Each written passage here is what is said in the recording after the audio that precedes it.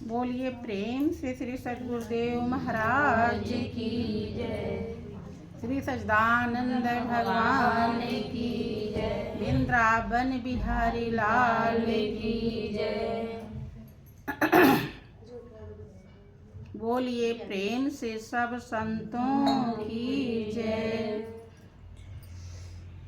प्रेमी सज्जनों, उस महाप्रभु की असीम दया दृष्टि से हम जीवों को सत्संग का महापावन अवसर मिला हुआ है। अवसर उसी जीव के जीवन में वो परमात्मा प्रदान करता है जिसे जन्म जन्मांतर के दुखों से बचाना चाहता है, जन्म मरण रूपी रोग से उबारना चाहता है, अर्थात उद्धार करना चाहता है। देखें, सभी महापुरुष जब से सृष्टि रची गई, जब से युग बना और आज तक यही समझाते आए हैं कि ये दुनिया भव सागर है। इस दुनिया में समुद्र के समान अथाह दुख है। हम हरदम उलझ पुलझ करके रात दिन अपना कीमती श्वास गंवाते रहते हैं। संत महान पुरुष बहुत ही दयालु होते हैं, उपकारण के वो गर्जी होते हैं। किसके गर्जी होते हैं? उपकारण के,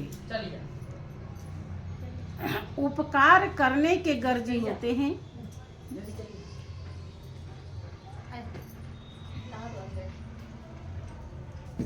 हाँ, जो उपकार करवाने का गर्जी बन जाता है उसका कल्याण हो जाता है। गरज, गरज माने चाह,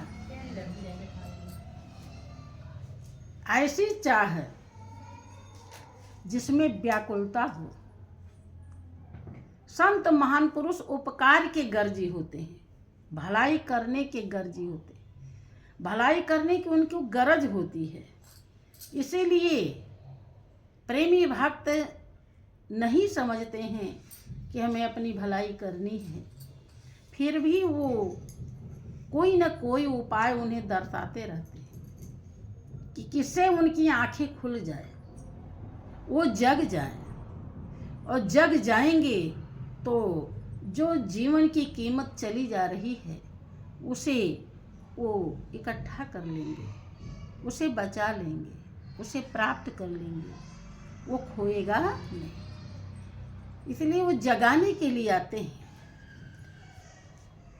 और उपकार की गर्जी होने के कारण लोग पता नहीं क्या क्या गलत अर्थ लगा लेते हैं। उनको, चूंकि उनको लगता है कि दुनिया ही हमारा सब कुछ है, इसमें किसी प्रकार की कमी नहीं होनी चाहिए, उसमें वो रात दिन लगे रहते हैं। उनको कभी जी नहीं उठता कि आज ये काम ना करें, नहीं करेंगे तो क्या है। लेकिन कहीं उनके भलाई का जब समय आता है और वो इस लायक नहीं होते, उनका हृदय ऐसा निर्मल नहीं होता कि वो समझ सकें कि भलाई ही हमारे जीवन का सार है, तो संत महान पुरुष आते हैं, उसमें भी वो गलत अर्थ लगा लेते, उल्टा अर्थ लगा लेते कि हमें अब और इतना सारा काम था, इतनी दिक्कत थी, अब ये भी और आफत आई। जो बहुत बड़ा उनके लिए वरदान है उसको शायद वरदान नहीं समझ पाते। जैसे अभी सड़क पर कोई बहुत धर्मात्मा खड़ा हो जाए और खूब अच्छा पकवान बना करके और आपको बुलाने लगे कि लो ये खा लो, देसी घी में बना हुआ है, बड़ा स्वादिष्ट है, तो आपको लगेगा कि शायद कुछ मामला जरूर गड़बड़ है। ऐसा क्यों बांट रहा है? कुछ दाल में काला है, जबकि वो तो चाह रहा कि हम इन्हें खिला दे, ये खा के खुश हो जाएं। कभी खाए नहीं होंगे, कितना अच्छा। और हम खिलाएंगे, ये सभी प्रभु के हैं, कोई प्रभु से अलग नहीं है, सभी अपने हैं, ये सोचकर वो खिला रहा है। लेकिन खाने वाला कभी जल्दी विश्वास नहीं कर सकता, पता नहीं क्यों खिला रहा। ऐसे संत महान पुरुष आपकी आत्मा को उद्धार के लिए रात दिन प्रयत्न करते रहते हैं, हर तरह से दांव पेच सिखाते रहते हैं, दर्शाते रहते हैं। लेकिन जब तक हम इस सच्चाई को समझने लायक नहीं होते, तब तक समझते हैं कि कुछ गड़बड़ ये क्यों आ गई। एक आफत ये भी है, दुनिया के सारे काम को वो काम समझते हैं, लेकिन अपने उद्धार को काम नहीं समझते। संत महान पुरुष यही समझाते हैं कि ये सबसे महत्वपूर्ण आपके जीवन का और परम कर्तव्य है, इसको मत भूलिए, और नहीं तो बहुत बड़ा धोखा हो जाएगा और पछताना पड़ेगा। अभी सुन रहे थे आपकी जाग मुसाफिर भोर भई, अब रैन कहाँ जो सोत। जब सुबह हो जाता है तो जल्दी से कोई सोता है नहीं। कुछ आलसी लोग होते हैं, वही सोते हैं सुबह, या तो किसी की तबीयत ना ठीक हो, या उन्हें आलस घेर रखा हो, दुख दर्द हो, तब वो पड़े रहते हैं और नहीं तो उठ जाते हैं। और जो पड़े रहते हैं उनको लोग धिक्कारते हैं, उनको क्या कहते हैं कि सुबह हो गया, तुम अभी तक उठे नहीं, ये कौन सा ढंग है? राक्षसीपन है, इस समय सोना चाहिए, डांटते हैं। क्योंकि अब सुबह है, कर्तव्य करने का समय आ गया, कर्म करने का समय आ गया, सुबह हो गया है, उजाला हो गया है, प्रकाश हो गया है। अब जो भी काम करेंगे दिखाई पड़ेगा, रात नहीं है, रात सोने के लिए थी और सुबह सोने के लिए नहीं है। ऐसा आप सुनते हैं और देखते हैं। यहाँ जो बताया जा रहा है कि उठ जाग मुसाफिर भोर भई, अब रैन कहाँ जो सोत। कोई जगा हुआ प्रेमी भक्त संत महान पुरुष इस रहस्य को दर्शा रहा है। ऐ मुसाफिर, अब भोर हो गई, अर्थात मनुष्य का चोला मिल गया। क्या भोर हुआ? मनुष्य का चोला मिल गया। मनुष्य का चोला ही भोर होना है। मनुष्य की जिंदगी मिल गई। जब आप 84 लाख योनि में थे तब रात थी।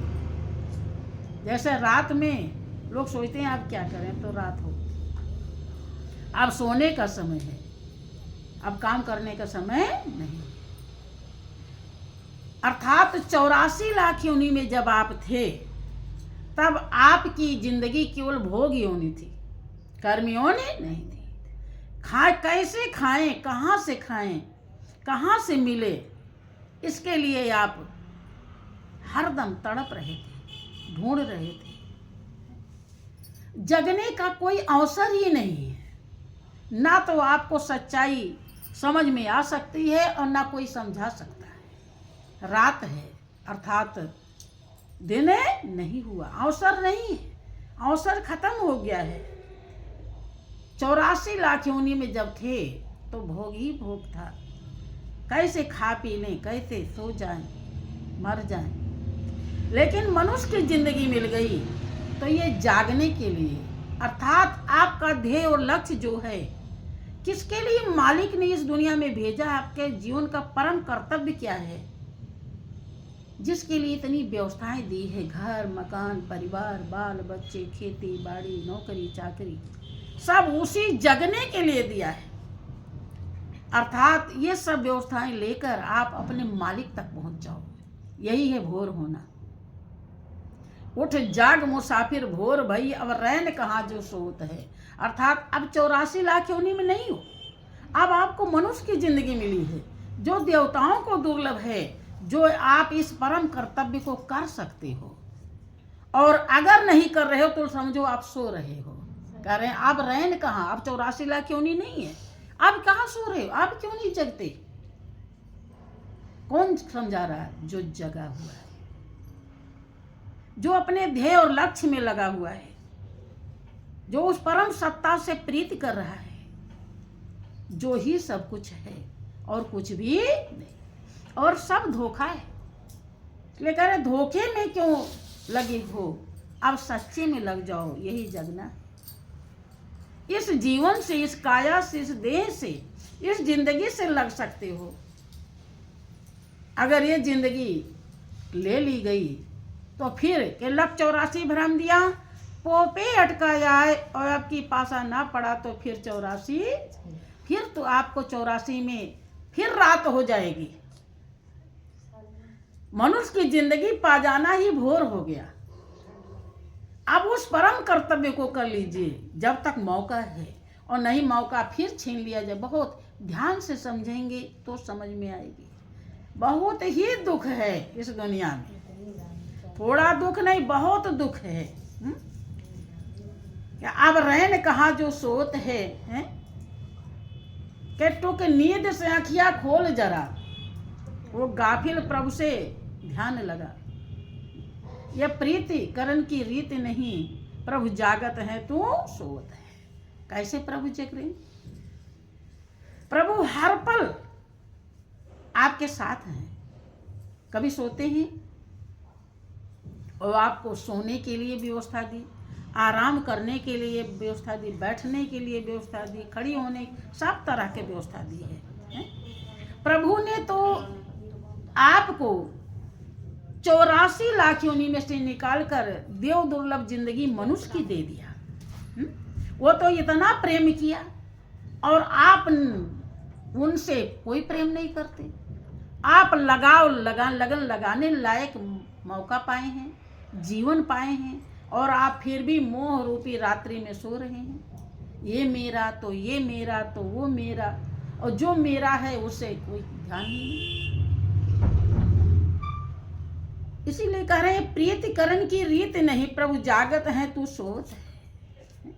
प्रभु ने तो इतनी अच्छी जिंदगी दे दिया जगने के लिए, देव दुर्लभ जिंदगी दे दिया, आपसे इतना प्रेम किया, और आप उनसे उनका कोई मतलब ही, दुनिया की चीज ही आपको अच्छी लगती है, भगवान अच्छे ही नहीं लगते।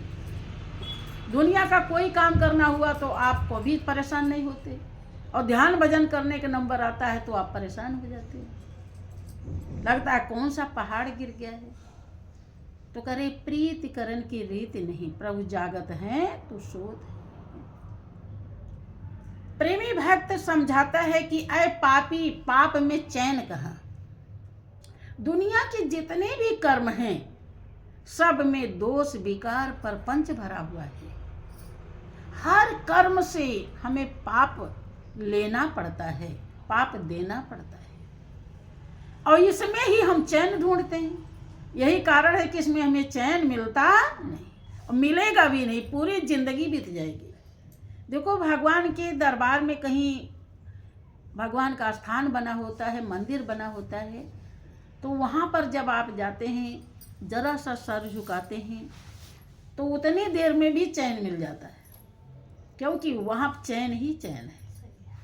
और जब उसे जानकर, जब सद्गुरु पहचान करा देते हैं, और उस पहचान की कसौटी आपके हृदय में अगर पैदा हो जाती है, आप पहचान कर लगन लगा लेते हैं, दिल लगा लेते हैं, हर पल सूरती वहाँ पर टिकाए रखते हैं, तब आपको चैन ही चैन मिल जाता है। बेचैनी हमें से कुछ भी होता रहे, आप जानते हैं ये हमारा नहीं, मालिक का। मालिक के लिए, मालिक की व्यवस्था में हो रहा है, मालिक के दुनिया में हो रहा है। मेरे दुनिया में तो मैं और मेरा मालिक। और जब तक ऐसी सच्चाई आप नहीं सीख पाएंगे, चाहे कितने जन्म बीत जाए, आप दुखी ही रहेंगे, क्योंकि ये भव सागर है।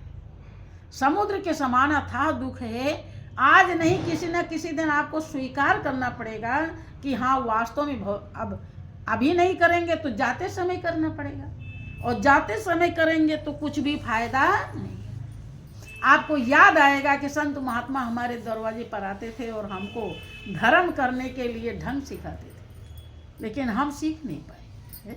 कहे सतगुरु संत फकीर कहू दिन याद करोगे, फिर मौका ही खत्म हो जाएगा।